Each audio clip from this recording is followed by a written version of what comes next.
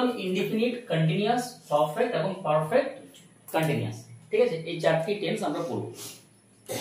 আচ্ছা, এই যে টেন্স ইনডেফিনিট, এটাকে কি বলা হয়? এটাকে সিম্পল প্রেজেন্ট টেন্সও বলা হয়। কি বলা হয়? Simple present tense. এটাকে সিম্পল প্রেজেন্ট টেন্সও বলা হয়। লিখে রাখবি, সিম্পল প্রেজেন্ট। ওকে, তাহলে প্রেজেন্ট ইনডিফিনিট মানে কি? যে কাজটা কি হয়? বর্তমানে হয়। কোন কাজ যখন বর্তমান কালে করা হয় বা বর্তমান কালে ঘটে, সেটা হচ্ছে প্রেজেন্ট ইনডিফিনিট। আচ্ছা, এখান থেকে কি জানতে হবে? এখান থেকে আমার জানতে হবে স্ট্রাকচার। ঠিক আছে, কি জানতে হবে? স্ট্রাকচার জানতে হবে। আচ্ছা, এর স্ট্রাকচারটা কি বলতো? এর স্ট্রাকচার কি? সাবজেক্ট প্লাস ভার্ব, এস বা ইএস প্লাস অবজেক্ট। অর্থাৎ ভার্বের সঙ্গে কি হয়? এস বা ইএস যুক্ত হয় কখন? যখন সাবজেক্টটা কি হয়? থার্ড পারসন সিঙ্গুলার নাম্বার হয়। ঠিক আছে, যেমন ধর আমি বললাম তোর আই ইট অ্যান অ্যাপল, তাই তো? এরপর যখনই আমি সাবজেক্টটা করবো হি বা সি, তখন কি হয়ে যাবে? ইটস। তাহলে হি ইটস অ্যান অ্যাপল। ঠিক আছে, এটা হলো প্রেজেন্ট ইনফিনিট টেন্সের স্ট্রাকচার। তাছাড়াও কিন্তু এই যে ভার্ব, এটা তো মেন ভার্বের জায়গা। এখানে কিন্তু অন্যান্য ভার্বও বসতে পারে, মানে যেগুলো হেল্পিং ভার্ব মেন ভার্ব হিসেবে কাজ করে। যেমন অ্যামিজার হতে পারে, তাই তো? হ্যাঁ, হ্যাজ হ্যাভ হতে পারে, ডু ডাজ হতে পারে, এগুলো কিন্তু হতে পারে। এরপর কথা হচ্ছে এই যে প্রেজেন্ট ইনডিফিনিট টেন্স আমি বুঝবো কি করে বল? এটা খুব ইম্পর্টেন্ট। মানে তখন গেল যে কাকে বলে ডেফিনেশন, এবং তার সঙ্গে তোর প্রেজেন্ট ইনডিফিনিট টেন্সের স্ট্রাকচার। এর মূল কথা হচ্ছে যে এই টেন্সটাকে আমরা বুঝবো কিভাবে? বল, কিভাবে বুঝবো বা কিভাবে করব পরীক্ষায়? দেখ, লিখে রাখবি প্রত্যেকে বা মনে রাখবি, যদি সেন্টেন্সে ডেইলি কথাটি থাকে, কি ডেইলি, এভরিডে, লিখে রাখ, ডেইলি থাকে, এভরিডে থাকে, আর কি থাকে? Regularly, regularly. ঠিক আছে, তোর থাকে every, always, never, often, frequently. এই যে শব্দগুলো যদি থাকে, তখন সেটা কোন টেন্স হবে রে? প্রেজেন্ট ইনডিফিনিট টেন্স হবে সাধারণত, বেশিরভাগ ক্ষেত্রে। এবার ব্যতিক্রম তো অনেক জায়গায় থাকতে পারে, সেটা আলাদা জিনিস হয়ে গেল। কিন্তু এই সেন্টেন্সগুলো, এই ওয়ার্ডগুলো যদি থাকে, তখন সেটা সিম্পল প্রেজেন্ট টেন্স হবে। Daily, everyday, regularly, regularly. আচ্ছা, সামটাইমস, অফেন মানে প্রায়, মাঝে মাঝে। অফেন মানে কি? প্রায়। আর ফ্রিকুয়েন্টলি মানে ঘন ঘন। আচ্ছা, সামটাইমস, সামটাইমস মানে হচ্ছে মাঝে মাঝে। সামটাইমস মানে কি? মাঝে মাঝে। নেভার মানে কি? কখনো না।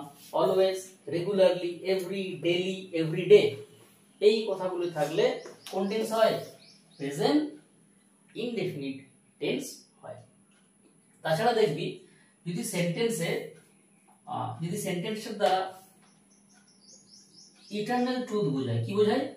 ইটারনাল ট্রুথ মানে চিরসত্য। বা যদি কোনো বোঝায় হ্যাবিচুয়াল, হ্যাবিচুয়াল অ্যাক্ট মানে অভ্যাসগত কোনো যদি কাজ বোঝায়, তখনও কিন্তু কোন টেন্স হয়? প্রেজেন্ট ইনডিফিনিট টেন্স হয়। কি বললাম?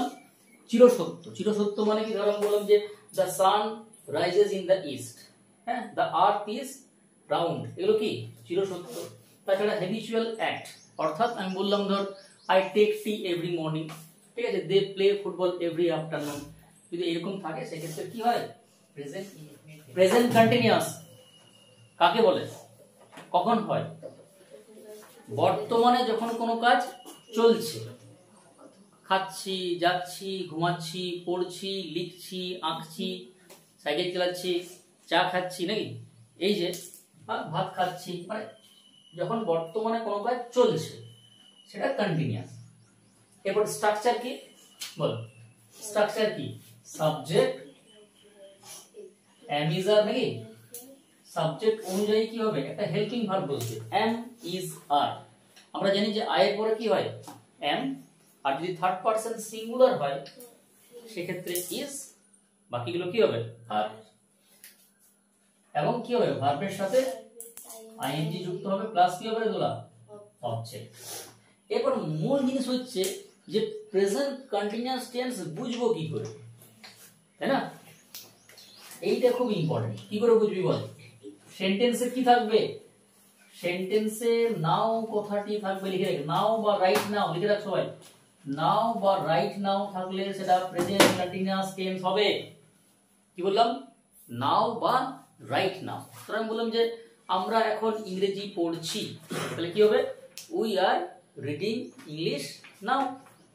সে এখানে আসছে, সে এখন এখানে আসছে, তাহলে he is coming here right now. তাহলে যদি নাও বা রাইট নাও থাকে সেক্ষেত্রে প্রেজেন্ট কন্টিনিউয়াস টেন্স হবে। কিন্তু বন্ধুরা, নাও বা রাইট নাও থাকলেই যে কন্টিনিউয়াস টেন্স হবে সেটা নয় কিন্তু। এটা কিন্তু এই তোরা বুঝতে পারছিস রে রিয়া মমিতা, যে নাও বা রাইট নাও থাকলে প্রেজেন্ট কন্টিনিউয়াস টেন্স হয়। কিন্তু নিরামিষ হয়, নাও দিতে পারে, সেখানে পনির ওই মিষ্টি পাবি। তো ব্যাপার হচ্ছে যে নাও থাকলেই যে প্রেজেন্ট কন্টিনিউয়াস হবে তা কিন্তু নয়। তবে এটা দিচ্ছি আর কি। যেমন ধরুন বললাম যে আই ড্যাশ নোটিস হার নাও। এটা কিন্তু ওই নিয়ম অনুযায়ী নাও আছে। এটার মানে হচ্ছে যে আমি তাকে এখন দেখছি। এই আমি তাকে এখন দেখছি। দেখা, আচ্ছা দেখাটা কোনো কাজ হলো? বল না, এই যে দেখা, বুঝতে পারা, তাই না? ভালোবাসা, ঘৃণা করা, চাওয়া, আশা করা, এগুলো কি কাজ? বল না, এগুলো কি কাজ? কাজ না অকাজ? আমি বললাম সি, সি মানে কি? দেখা। আচ্ছা নোটিস মানে কি রে? নোটিস মানে লক্ষ্য করা, তাই তো? আচ্ছা ওয়ান্ট, ওয়ান্ট মানে কি? চাওয়া। হোপ, আশা করা। নো, নো মানে হচ্ছে জানা, তাই না? আন্ডারস্ট্যান্ড মানে কি? বুঝতে পারা। এই যে দেখ, এই যে ওয়ার্ডগুলো, এই যে ভার্বগুলো আছে, এই ভার্বগুলো কিন্তু মনে রাখবি, সারা জীবন কাজে লাগবে। এই ভার্বগুলো কিন্তু কন্টিনিউয়াস টেন্সে ব্যবহার হয় না। আইএনজি হতে পারে, হ্যাঁ আইএনজি হতেই পারে, কিন্তু এগুলো কন্টিনিউয়াসে হয় না। ধর আমি বললাম যে আমি এখন একটা পাখি দেখছি, তাহলে নিয়ম অনুযায়ী কি হবে? I am sing a bird now, মানে আমরা যে টেন্সটা পড়লাম, কিন্তু হবে না। কি হবে? I see, I notice. আমি একটা কলম চাইছি, তাহলে তুই যদি বলিস যে I am wanting a pen, হবে না। কি হবে? I want. আমি বুঝতে পারছি, তাহলে কি হবে? I understand, not I am understanding. ঠিক আছে? তাহলে এগুলো কিন্তু কন্টিনিউয়াস টেন্সে ব্যবহার হয় না। আইএনজি হতেই পারে, কিন্তু কন্টিনিউয়াস টেন্সে ব্যবহার হয় না। এবার কথা হচ্ছে কেন হয় না? দেখ আমরা যেমন যে কাজগুলো, মানে কাজ বলতে যেটা বুঝি, ধরুন রিড, রাইট, গো, কাম, ড্র, এগুলো কি হয়? এগুলোর দ্বারা কাজ করা বোঝায়, অর্থাৎ অ্যাক্টিভিটি হয়। ধর আমরা বললাম যে আমরা পড়ছি, তাহলে উই আর রিডিং, কাজ হচ্ছে একটা। হ্যাঁ, ছেলেগুলি খেলছে, তাহলে কি বলবো? দ্য বয়েজ আর প্লেইং, তাই না? মেয়েটি ছবি আঁকছে, তাহলে দ্য গার্ল ইজ ড্রয়িং। হ্যাঁ, ছেলেটি চিঠি লিখছে, তাহলে the boy is writing a letter. তাহলে এগুলো এগুলো কি হচ্ছে? অ্যাক্টিভিটি হচ্ছে, এগুলো কাজ হচ্ছে। কিন্তু এইগুলোর দ্বারা কি কোনো মানে অ্যাক্টিভিটি হচ্ছে?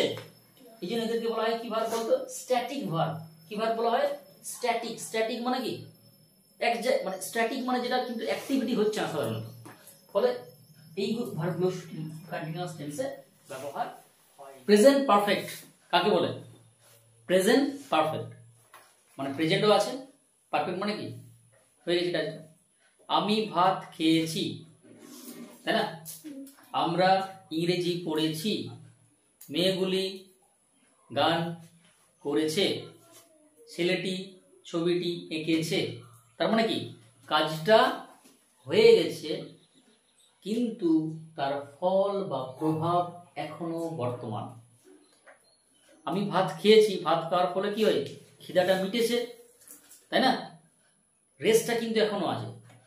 তার মানে কাজটা করা এবং বলার মধ্যে খুব একটা কিন্তু ফারাক থাকবে না। মানে তুই ধর সকালে কোন কাজ করেছিস, তুই সন্ধ্যায় কিন্তু বলবি না প্রেজেন্ট পারফেক্ট। কিছুক্ষণ আগে করেছিস বা কিছুক্ষণ আগে কাজটা সম্পূর্ণ হয়েছে, সেই ক্ষেত্রে বলবি প্রেজেন্ট পারফেক্ট। বোঝা গেল? স্ট্রাকচার বল, কে পারবি? স্ট্রাকচার কি হবে? সাবজেক্ট প্লাস হ্যাভ অথবা হ্যাজ ভার্বের থার্ড ফর্ম, খুব ইম্পর্টেন্ট, প্লাস অবজেক্ট। আচ্ছা, অনেক জায়গায় দেখবি, আমি অনেক ক্ষেত্রে দেখেছি, বিভিন্ন জায়গায় বিভিন্ন পরীক্ষায় হ্যাজ হ্যাভ এর পরে মেন ভার্ব বসাতে বলে। এটা মাথায় রাখবি যে হ্যাজ হ্যাভ মানে হেল্পিং ভার্ব হিসেবে কাজ করলে এবং তারপরে যদি মেন ভার্ব বসাতে বলে তো সব সময় কিন্তু ভার্বের থার্ড ফর্ম হবে। আমি দেখেছি এখান থেকে বিভিন্নভাবে কোশ্চেন আসে কিন্তু পরীক্ষায়, মানে সাবজেক্ট হ্যাজ হ্যাভ তারপরে কি আছে মেন ভার্ব বসাতে বলছি, তাহলে মেন ভার্ব মানে কি সব সময় ভার্বের থার্ড ফর্ম হবে। ঠিক আছে, মানে এটা বলা হয় পাস্ট পার্টিসিপল। V1 মানে কি প্রেজেন্ট, V2 মানে কি পাস্ট, আর V3 মানে হচ্ছে পাস্ট পার্টিসিপল। এরপর কথা হচ্ছে প্রেজেন্ট পারফেক্ট টেন্স তুই বুঝবি কি করে, কি করে বুঝবি প্রেজেন্ট পারফেক্ট টেন্স? সেন্টেন্সে কি কি থাকবে? না না, হ্যাজ এ তো তোকে বসাতেই হবে এটা, তাহলে কি করে বুঝবি?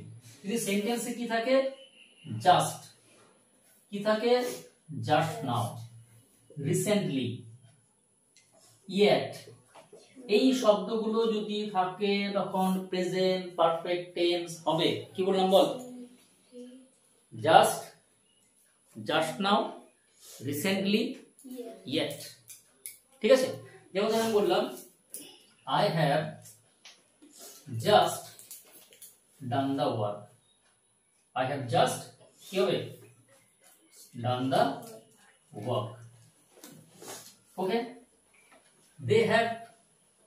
they have visited Taj Mahal recently, they have visited Taj Mahal recently। তাহলে দেখ এখানে কি আছে, জাস্ট কথাটি আছে, ঠিক আছে, they have just done the work, বা বলতে পারিস they have visited Taj Mahal recently। ওকে, এবং যদি yet থাকে, আচ্ছা এখানে একটা কথা মনে রাখবি যে yet থাকলে কিন্তু সেন্টেন্সটা কি হয় নেগেটিভ হয়। কি হয়? সেন্টেন্সটা নেগেটিভ হয়, মানে প্রেজেন্ট পারফেক্ট সঙ্গে কি হবে নেগেটিভ হবে। ধর বললাম আমি যে she has not prepared her breakfast yet, সে এখনো তার সকালের খাবার বানায়নি, দেখ নেগেটিভ হয়ে গেল, তার সঙ্গে প্রেজেন্ট পারফেক্ট। তাহলে এই শব্দগুলো মনে রাখবি, জাস্ট, জাস্ট নাও, রিসেন্টলি এবং yet, এই শব্দগুলো থাকলে present perfect tense. Present perfect continuous tense ভীষণ ভীষণ ইম্পর্টেন্ট। কাকে বলে রে? কাকে বলে বলতে কখন বুঝবো আমরা কাকে বলে, যদি পরীক্ষায় কোনো আসবে না বা জেনে লাভও নেই, বাট একটু তো ধারণা চাই যে প্রেজেন্ট পারফেক্ট কন্টিনিউয়াস টেন্সটা কি জিনিস। তাই এর একটু ভাবে লক্ষ্য কর, নামটা দেয়, নামটা দেয়, এই প্রেজেন্ট মানে কি রে বর্তমান, পারফেক্ট মানে কি হয়ে গেছে, পারফেক্ট মানে অ্যাকচুয়ালি পাস্ট, তাই না, হয়ে গেছে, আর কন্টিনিউয়াস মানে চলছে। এরপর আমি বলছি যে আমরা 1 ঘন্টা ধরে ইংরেজি পড়ছি, তো দেখ এখন কটা বাজছে, এখন বাজছে 7টা, তাই তো 7 AM, এটা আমার কাছে কি বর্তমান। এরপর কাজটা 1 ঘন্টা আগে শুরু হয়েছে মানে কটা 6টা, তাহলে 6টা কি আমার কাছে কি ছিল অতীত, তাই না। আচ্ছা এই কাজটা ধর চলবে 8টা ধরে নে, তাহলে এই 8টা কি আমার কাছে ফিউচার।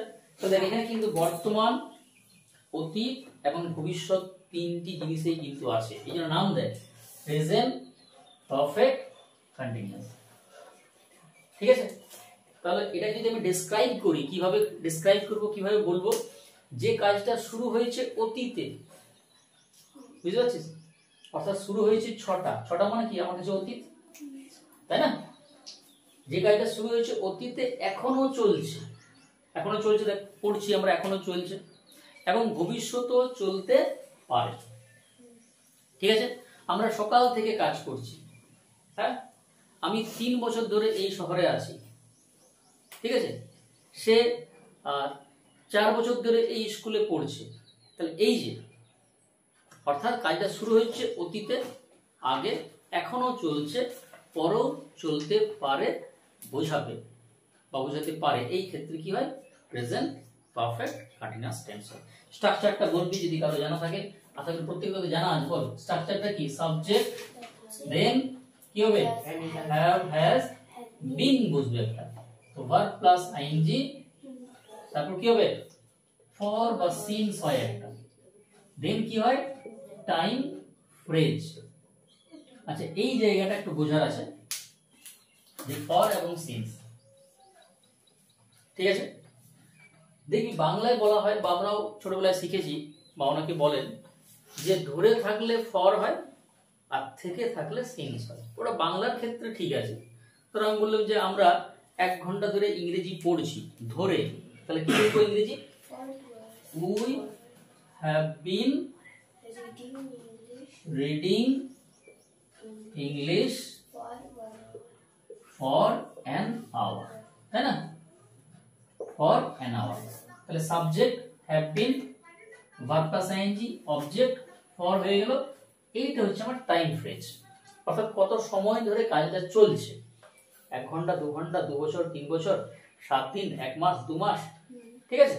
দেখ এটা ধরে আছে, হ্যাঁ? তো ধরে থাকলে কি ফর, আর যদি থেকে থাকে, ধর আমি বললাম যে আমরা সকাল থেকে ইংরেজি পড়ছি, তখন কি হবে? We have been reading English since morning. এটা কিন্তু বাংলার ক্ষেত্রে ঠিক আছে, ধরাধরি, কিন্তু ইংরেজিতে করার জন্য কিন্তু ওই ধরাধরি, ছোঁয়াছুঁয়ি এগুলো কিন্তু চলবে না, ঠিক আছে? এখান থেকে প্রপার জিনিসটা বুঝতে হবে, হ্যাঁ? তাহলে কিভাবে বুঝবো? এটা তোরা লিখবি সবাই। কিভাবে বুঝবো আমরা? ফর কোথায় লিখবো আর সিন্স কোথায় লিখবো? বল সমান লোক, শুধু চিকেন খেলে হবে না, বল কোথায় ফর এবং কোথায় সিন্স হবে? কোথায় ফর, কোথায় সিন্স হবে? কে বলতে পারবি? ফর কোথায় ইউজ করবো বল? না, টাইম দুটোই থাকবে। একটা হচ্ছে হ্যাঁ, একটা নির্দিষ্ট, একটা অনির্দিষ্ট। তাহলে যদি অনির্দিষ্ট হয় কি হবে? ফর হবে। Very good. তাই আমি বললাম যে আমি 1 ঘন্টা ধরে পড়ছি, এরপর তুই বুঝতে পারছিস কোন 1 ঘন্টা? তাই আমি বললাম যে আমরা 7 দিন ধরে কাজটা করছি, আমি 3 বছর ধরে এই শহরে আছি। যদি আমি ধরো কোথাও লিখি বা বলি, তাহলে এটা ক্লিয়ারলি বোঝা যাচ্ছে কি যে কোন 3 বছর? 20 থেকে 23 না 21 থেকে 24 না 22 থেকে 25? বোঝা যাচ্ছে না। তাহলে যদি সময়টা অনির্দিষ্ট হয়, অর্থাৎ পিরিয়ড অফ টাইম হয়, সেক্ষেত্রে কি হবে? ফর। আর যদি সময়টা নির্দিষ্ট হয়, যেমন আমি বললাম যে সকাল থেকে পড়ছি, নির্দিষ্ট হয়ে গেল, হ্যাঁ? সে সোমবার থেকে কাজটা করছে, আমি 2020 থেকে এখানে আছি, তখন সেটা কি হয়ে যাবে? Point of time. সেটা হচ্ছে কি? Point of time. ওকে, এখানে আরেকটা জিনিস মাথায় রাখবি যে যেখানে সিন্স থাকবে না, সেটা কিন্তু স্টার্টিং পয়েন্ট হবে। কি হবে? একটা স্টার্টিং পয়েন্ট বলা। যেমন এই যে সকাল থেকে, গত মাস থেকে, সোমবার থেকে, 2020 থেকে, তাহলে দেখ শুরু হয়ে গেল, স্টার্টিং হয়ে গেল। তাহলে সেক্ষেত্রে যদি শুরুটা হয় তখন সিন্স, অর্থাৎ পিরিয়ড অফ টাইম মানে অনির্দিষ্ট, সেক্ষেত্রে ফর, আর পয়েন্ট অফ টাইম অর্থাৎ নির্দিষ্ট, সেক্ষেত্রে কি হবে? সিন্স। ঠিক আছে?